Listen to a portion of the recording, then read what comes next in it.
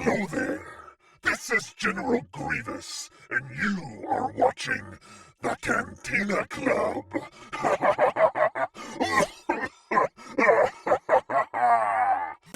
We all know round here, Solo always does shots first. Singing your no, raise your Hey everybody, and we are back, ready now for episode 2 of season 3 of The Mandalorian. We're just going to give our thoughts to start off with, and then get a little bit more in detail about the episode as we go along. So first impressions on this episode. Who would like to go first? I'll go first for a change. Okay. What you got, Greedo? You'd almost think I was prepared, but Yeah. no, spoiler alert, because Yeah, we're not spoilers we're on not gonna these. talk in general terms. We're gonna talk specifics. No, we're getting into specifics. Yeah. I thought this was a better episode, even though it had a smaller cast, and it pretty much was people just walking around the ruins of Mandalore over and over again. That's my only critique, is that they just followed the same path, almost like there's only one path, like a video game, to get to places.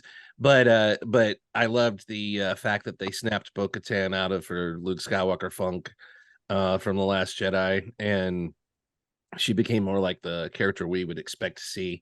And Grogu doing stuff on his own. And of course the big reveal at the end.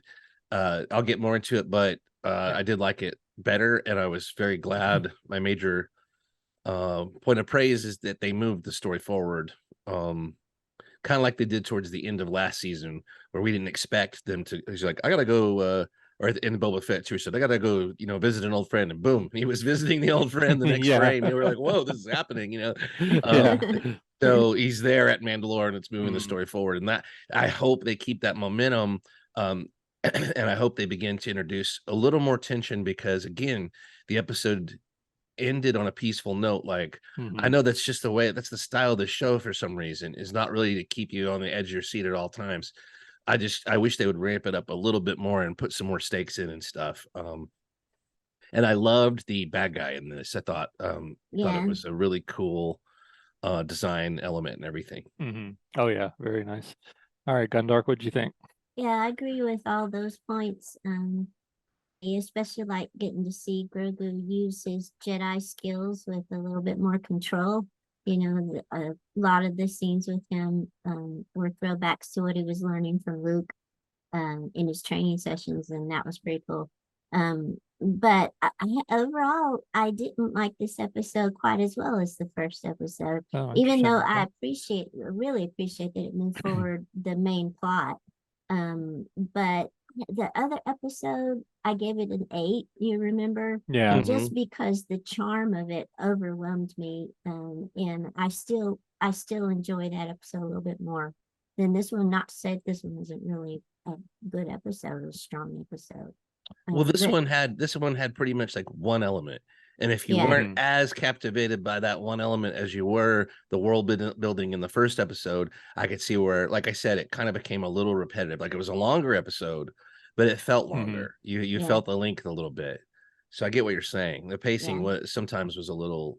It should have been more tense. It's like you got the feeling these characters have plot armor. I mean, what are they going to do? We're down to like a small group of characters. Nothing's going to happen to them, really, probably. Yeah. So you have to really find ways to bring tension. And even in a dangerous situation, there wasn't a ton. So True. What about you, Corellian? I enjoyed it. I liked it. I did like it a little bit better than the first episode. I don't think it was leaps and bounds better, but it was a little bit better. It helped me interest. We'll get to the reveal at the end, but I really enjoyed it for that. I loved how the episode ended. I just thought it was really, really well done. But yeah, overall, I enjoyed the episode, and I think Greedo made a great comparison there when he compared it to like the track of a video game, where there's only one way. It's like every time they went in and out, they went the exact same route. But that was kind of funny. But yeah, overall, I really, really enjoyed this episode, and I'm interested to see where we go from here. So all right, I don't know if there he is. Wow. Hey hey there, new member, Chaz. New member. Chaz has joined the podcast. We now have a 4th member. not as happy as you're ever going to see her to be held in this position. any second, she's going to explode in rage. Yep, exploding in rage. So yeah, overall, I really liked the episode. Definitely, yeah, a step or two above the first episode, not by a long shot, but we'll get to our ratings in a bit. So let's get into some details. I'll throw this out there to start.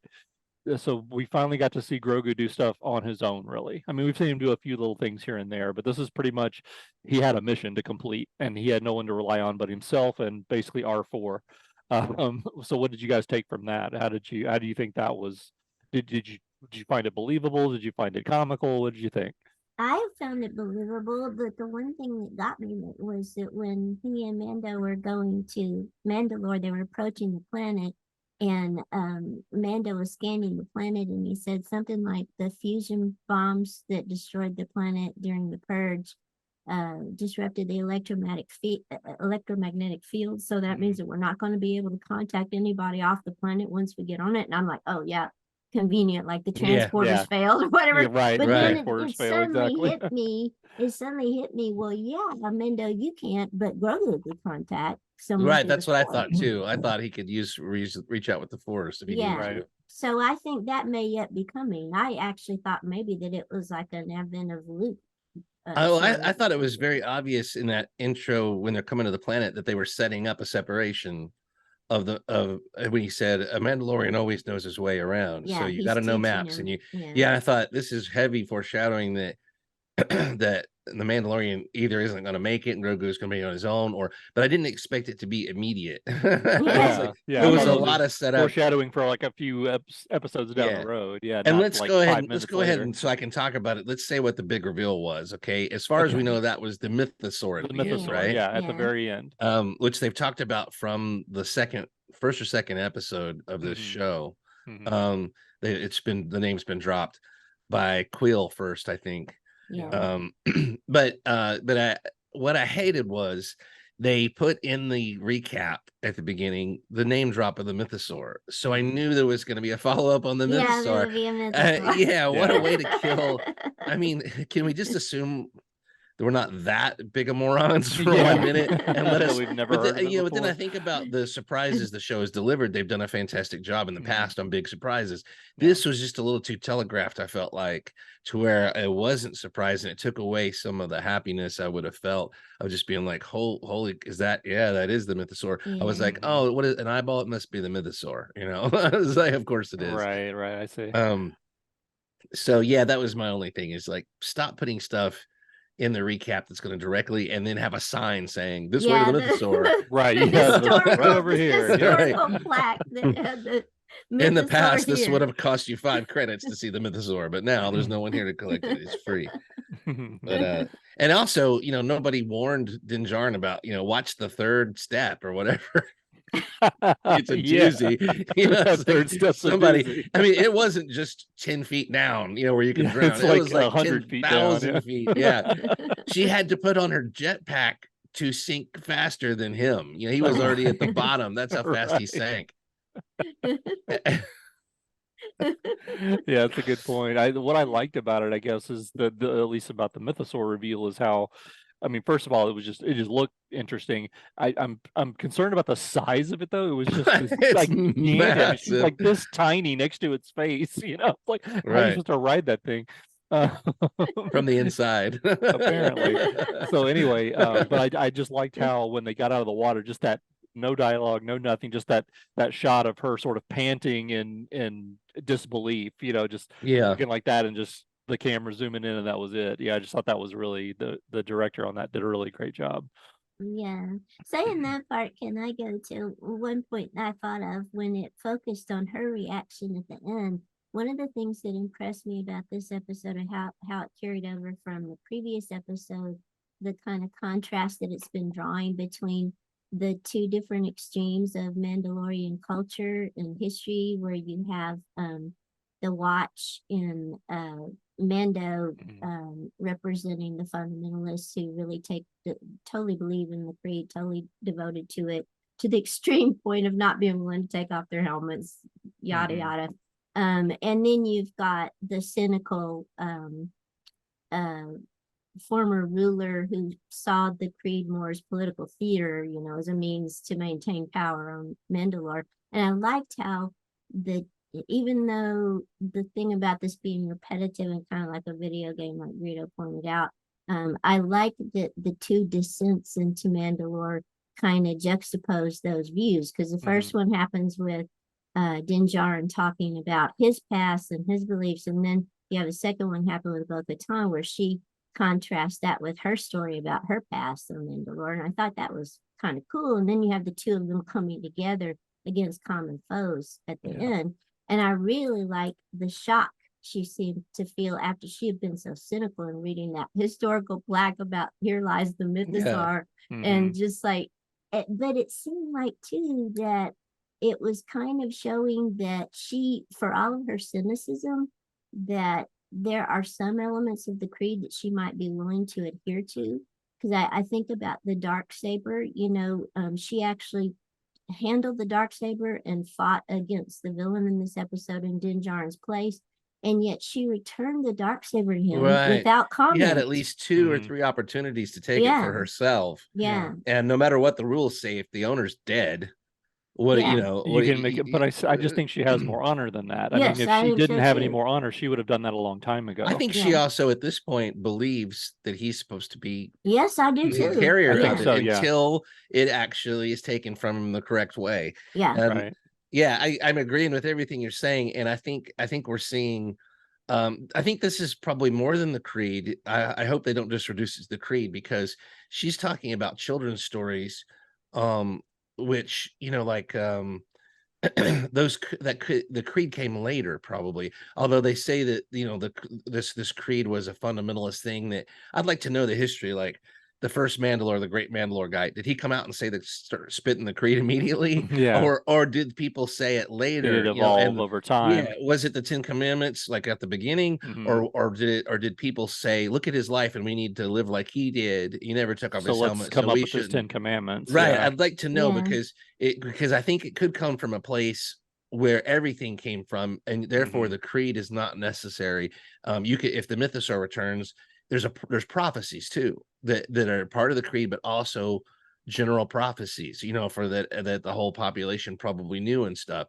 So I think there's different ways to interpret the creed, and there's did you notice his ritual description of the creed as he's descending into the waters got interrupted by the Mythosaur, just like that happened with the alligator. With the little Mando, exactly, with the helmet. Not only that, but these creed things would kill you if you didn't have people around you to support you. Sure. And some of the people around you are not creed followers necessarily. So there's no perfect way, like to do it where you fulfill all the prophecies and you're a perfect example of this religion or whatever, because he had another apostate come save him when he was at the bottom of that chasm. Otherwise he'd be dead, right? I don't know why Grogu didn't grab him with the Force, but what a dumb way to die, like slipping in the bathtub when you're taking that is pretty much holy the bath equivalent of that.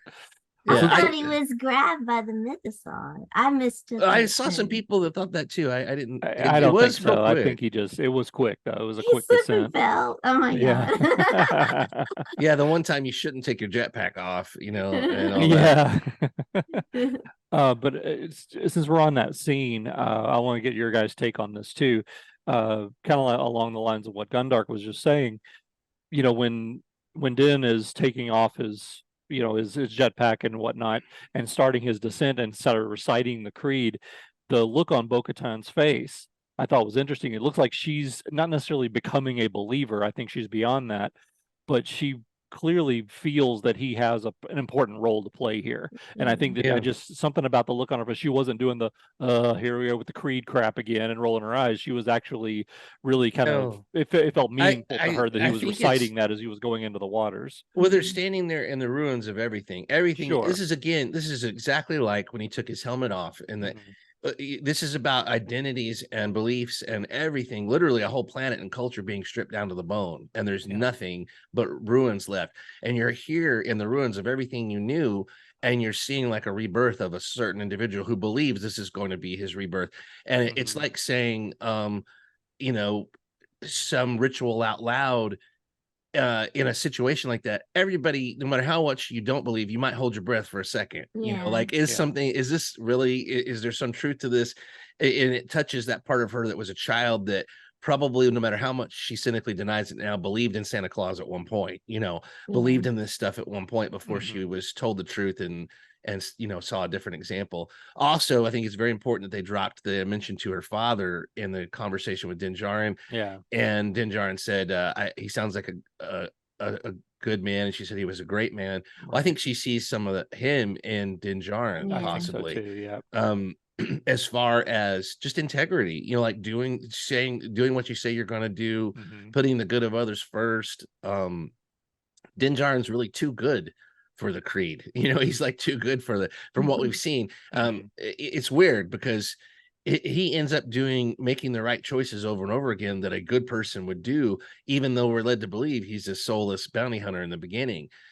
His core wants to believe in something else and really doesn't want to bring harm to people or anything. You know, it's like he actually can see the good in a situation and will defend the helpless and things that you'd expect from a much nobler character. So I think a simple person like that with a simple belief who's using it the way you would want to see it used instead of using it as a hammer to beat people down. You know, he called her an apostate or you're not a Mandalorian in the second season, and then he dropped it after that. He said, Yeah. "Oh, okay, you guys have your own way," and Yeah. he You stopped have your judging way, her. I have She mine. judged him a lot more than he judged her. Yeah. So I think you're seeing like when someone has a simple faith, is setting an example, like living by example, it's powerful. And so she's looking at him as almost a throwback, and she's they're both amongst the ruins of everything, and she might be seeing a glimmer of a way forward, you know, and that everything isn't quite dead. Right. So no matter how cynical and jaded she is, she's still vibrant, alive. She's got energy, you know, and she's looking for something to kind of believe in again, I think, whether she realizes it or not. Yeah. I don't know that that's the Creed. It's more like what he represents as a Yeah. amalgamation of all these things. He's And feeding her belief, you know, yeah, that things aren't dead. Yeah, exactly. and he's a caregiver. His first priority is the child, you know. Right. And so you've got this badass, but who's also nurturing, you know, and that's the thing that connects him to all these other characters is when the child was in trouble, that's when everybody dropped what they were doing to come help him. You know, that's the child is the thing that they all understand why he cares, you know, and they understand the core of his characters that he cares about something. And it doesn't just make him just another, you know, face, not a helmet in the crowd, I guess, Yeah, or whatever. in the crowd, yeah. So she sees his capability for nurturing and bringing something up, and the fact that he's willing to go to so much trouble when everybody else has given up. And she so called, I thought it was interesting, she called him Grogu's dad. She said to yeah, Grogu, your dad, you didn't think your dad was the only Mandalorian, did you? So it's then that's even implying, you know, the two extremes are going to have to find some accommodation and come together. What does it mean to be a Mandalorian? It's something in between what the two of them seem to represent right now. And that I think they're both finding their way toward the in-between area.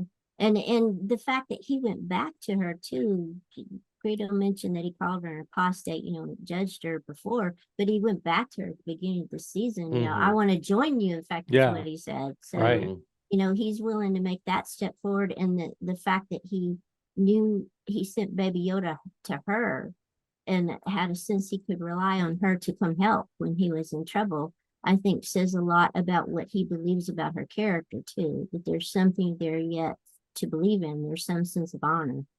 So whether or not they'll be able to like balance it out and get other Mandalorians from both sides to follow them, I don't know if that's where this is going, you know, bringing more Mandos back to the planet from the two different sides.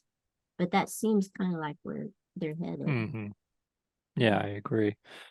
Yeah, it's interesting too, kind of on that point.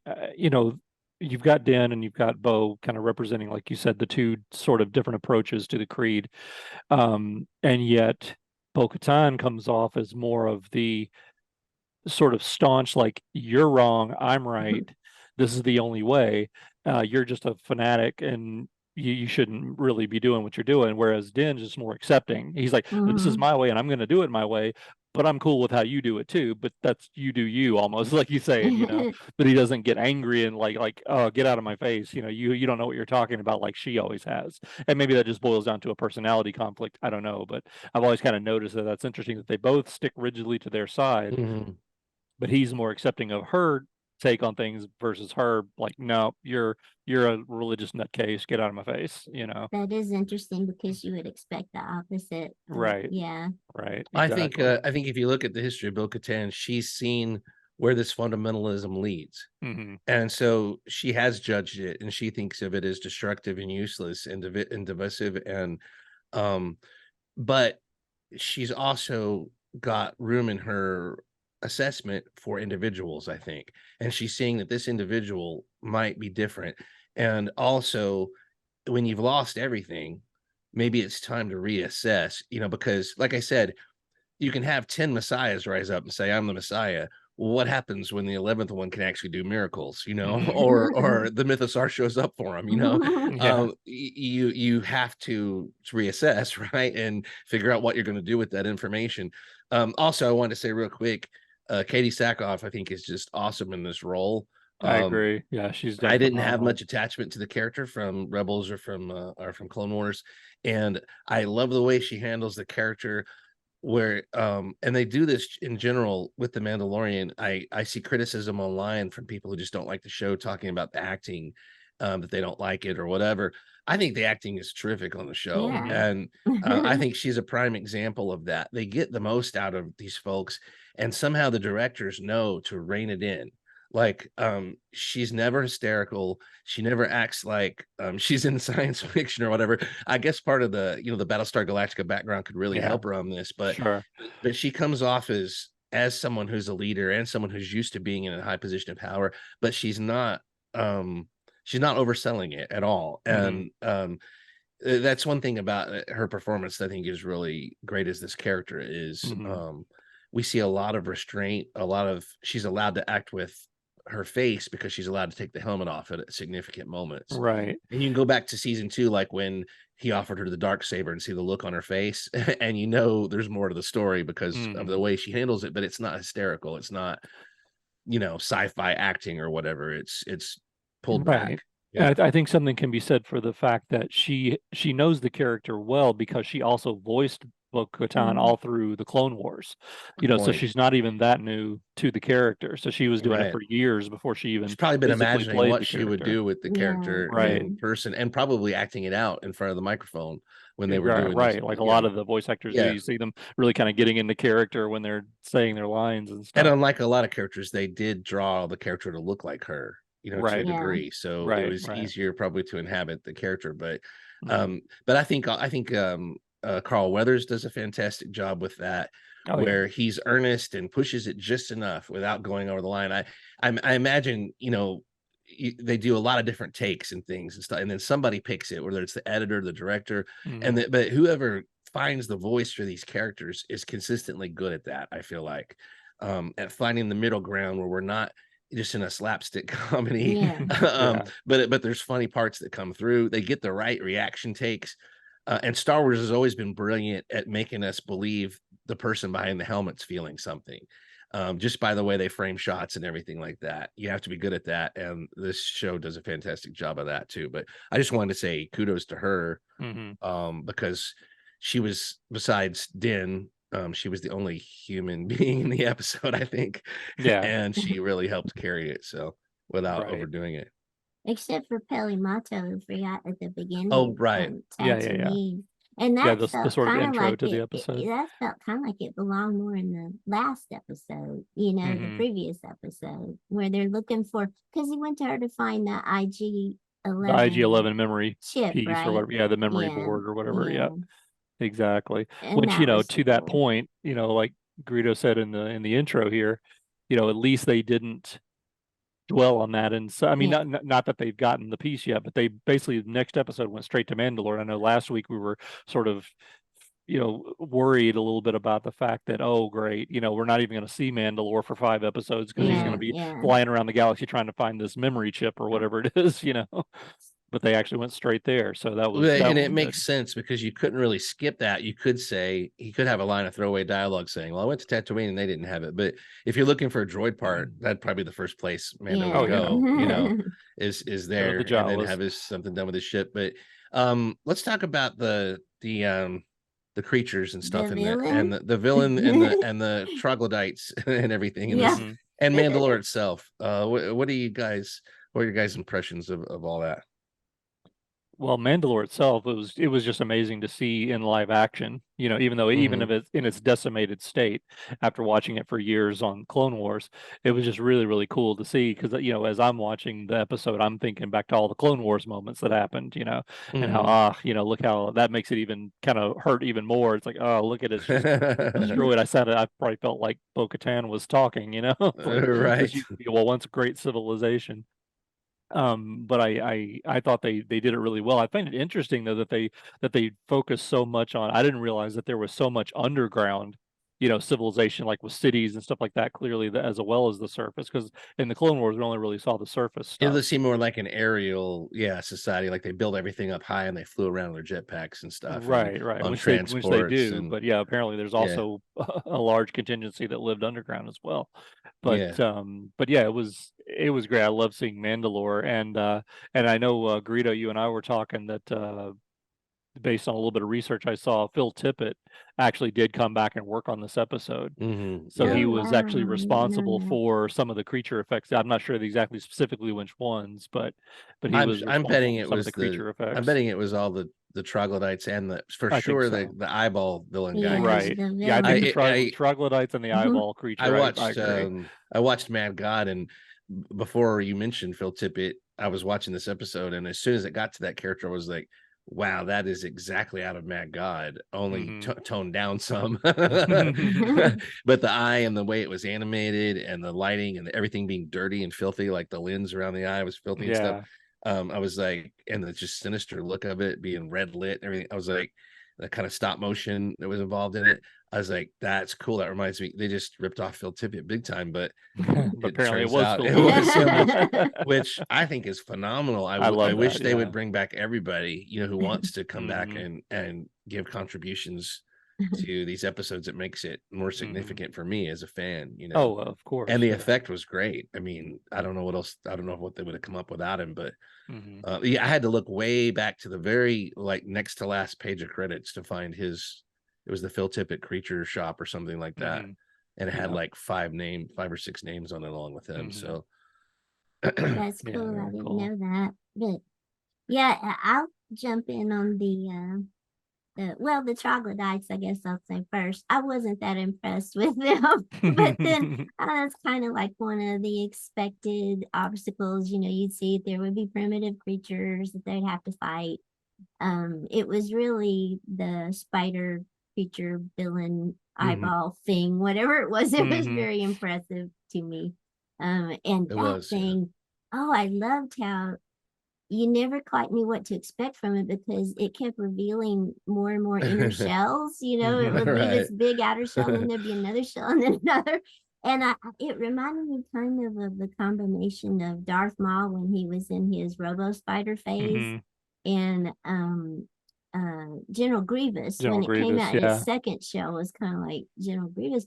But what I really liked about it most was that it was never explained. That's what really Yeah. impressed me. Yeah. It was like, what the hell was it? We don't even really need to know. And the No. Mandos didn't seem to know what it was. Mm-mm. It's like I it thought the made coolest me, thing about it was the reveal that it was biological as well yes, as that it was a cyborg. both. Yeah. Yeah. Yeah, and Cyborg. Yep. how did it get made? And it made me think, there are all kinds of creatures like this that might exist out in the nooks and crannies of the Star Wars universe. It was one of those wonderful moments where the Star Wars universe really starts to feel expansive rather than just focusing on the same Mhm. creatures or the same Right. characters. So And that was it really was cool. vampiric. It was trying to drain. Yes, that was so creepy. Yeah. That So was it's like really it creepy. It had a needed his pump and fluid. everything. It had done that evidently to many other Mandalorians that had been exploring down there, Mhm. and it needed the fluids, I guess, to support its organic parts. Probably its organic pieces. Yep. We can Very assume gross. that. We're not sure, but I'm Sure. betting it was Yeah. something But that's like what it that. looked like they Yeah. were directing it as. Yeah. That Yeah.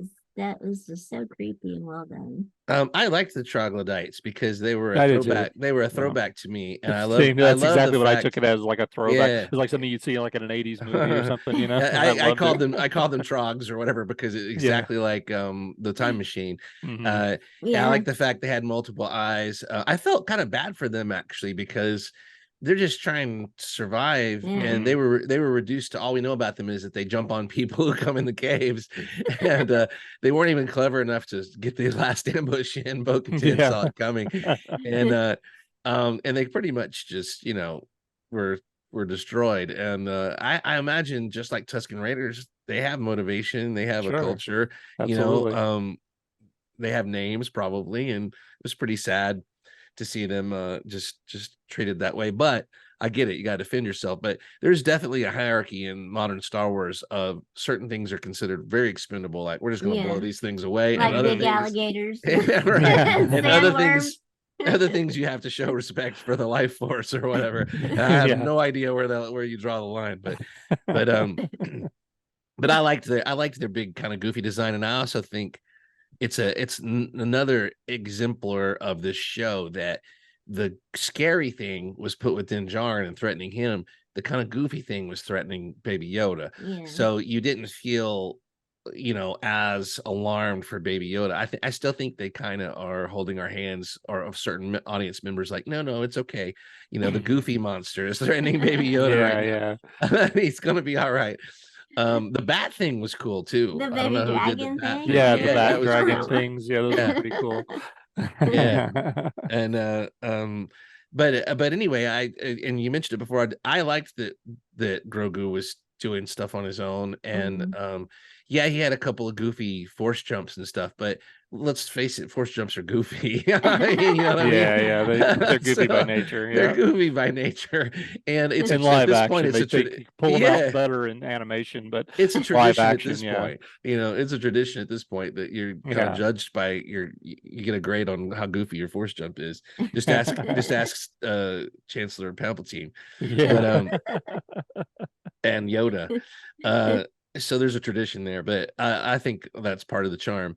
Yeah. But I enjoyed seeing that he was developed some, and I also think there was some foreshadowing when he's telling Grogu stuff, and when there's a character in the script that's being told things. We are being told things. Yeah. It's very obvious we're being told things. So when he said, "There's Concordia, Yeah. where I grew up, there's where the Death Watch came from, or whatever. There's Bo-Katan's planet. Remember that? It's very obvious we're going to explore all this." And he specifically said it's all in the same system. Yeah. Because at some point our hyperdrive will be damaged. Yes. So anyway, I think we're going to Concordia, and I think all that. So so yeah, anything else anybody I just want to say the eyeball villain was fantastic. Wonderful, I loved all the touches, like when it seemed like a cockroach scurrying off at the end, and its back legs were dangling, like they didn't fully work. That was really cool. Like it was damaged, but it was getting away. It's like so hard to kill.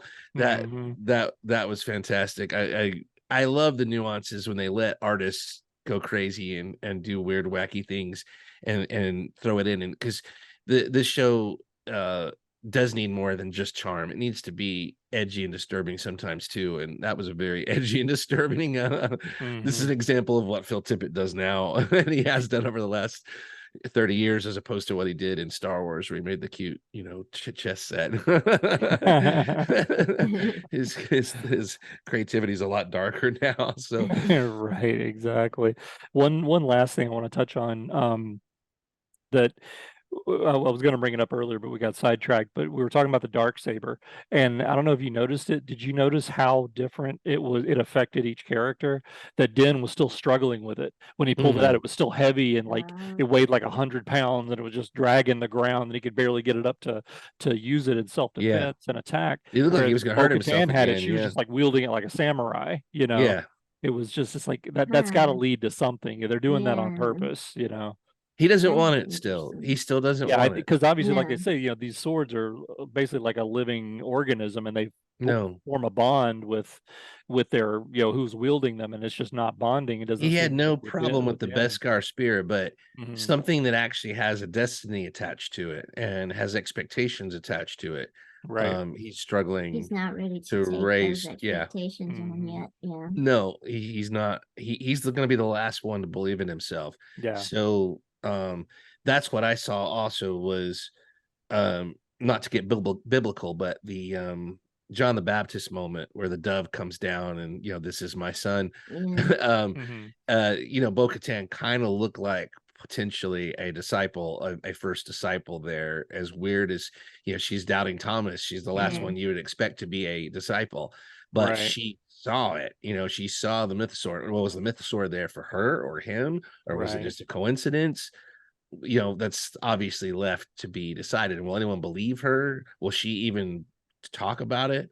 But when she was there on the shore and everything she witnessed, it's almost like we're seeing possibly, the person who's going to push him to, or unexpectedly not give her the saber back and say, you can do this, you're going to be the one.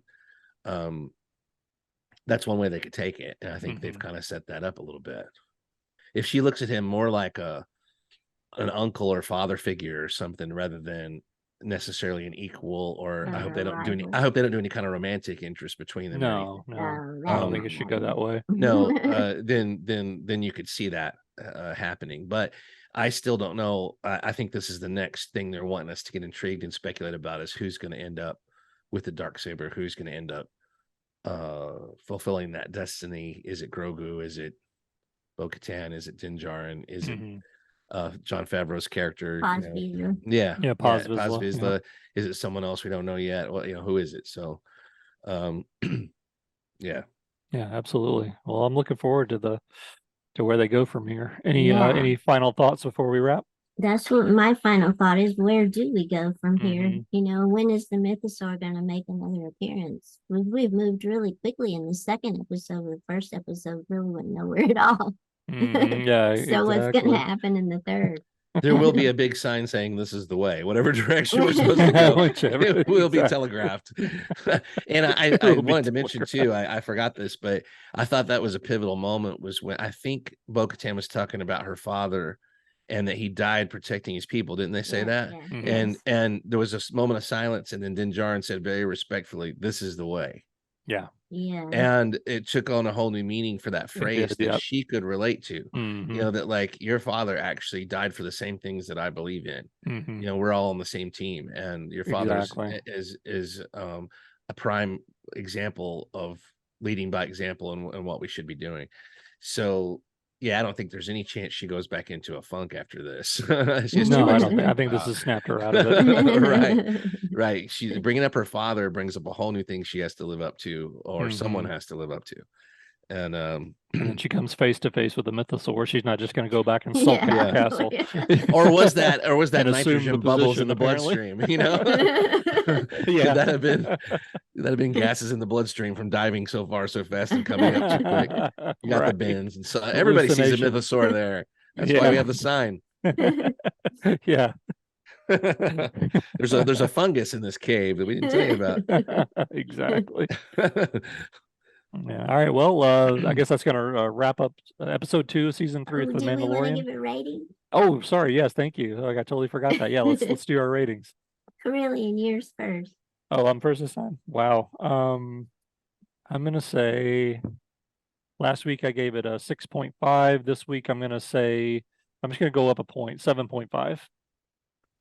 That's my rating too. I Okay. was at a 7, but talking about it brought it up half a point. Yeah. especially for that weird creature. I love the eyeball creature. Yeah, that was really 7.5. good. I'm going to do the same thing, 7.5, and I really Okay. think it's overall more of a 7 because of the repetitive walk back and forth down the volume, like we're just walking to different Down the sets of the volume over and over again. But bringing Phil Tippett back, it should be a 10. I mean, to me, that's a home run, and That is a home run. for me, is super significant. Whether I even like the episode or not, just as a Star Wars history, I don't know if Tippett's done work before on the series or not. I haven't heard of it, but it stood out. It was just really stood out like a shining star to me. It really Like, did, yeah. wow, that imagine if they had tip it in a live action thing for the whole Darth Maul story with Yeah. when Darth Maul came back, you'd get some really creepy stuff. Yeah, absolutely. So yeah, 7.5 for me, and it's going in the right direction. I like the pacing of each individual episode within has some issues, but the pacing of the season is going along at a decent clip. Yeah. Yeah, agreed. All right, well, there you have it. We'll be back next week with season 3, episode 3, and you know the drill. Comment, like, subscribe, do all the stuff, and we'll see you next time. Thanks. So yeah, I'm excited about it. I think it's pretty good. The Minotaur was really cool. Hey, what's going on? What is it? You will never find a more wretched hive of scum and villainy. This isn't going to be easy. Good luck. You must be cautious. Sing your love. Sing your love. Come on, sing your love. Singing your love. Your love. Singing your love. At the Cantina Club.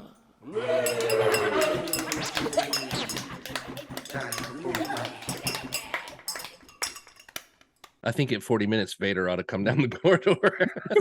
Yeah. That ought to be our new shtick. No!